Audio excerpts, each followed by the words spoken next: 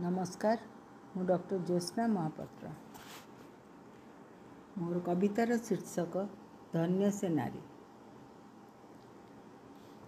नारी अटे कन्या, अटे से भगिनी जाया और जननी, पुणी अटे बांधवी पत्नी अर्धांगिनी, माया कायार मोहिनी से सृष्टिर कारण, वेदमाता गायत्री से दुर्गा रूपे संकट तारिणी, विद्या रूपी शारदा से धनदात्री पद्मालया, अटे से लीलावती रानी दुर्गावती, गांधारी से शतपुत्रर जननी, पति पाई से बांधी दिए अंधर पुटुली, भालेंटिना तेरेस्कोवा अबा कल्पना चावला होई से विचरण करे आकाश रे, पुणी हुए से साम्राज्ञी, भारत देशर प्रधानमंत्री अबा भारत देशर राष्ट्रपति हेले हेले कौन हैला ए दृष्टि ए समाज सुरक्षित करि पारे ना कि ताकू जय जय कहि पारे ना।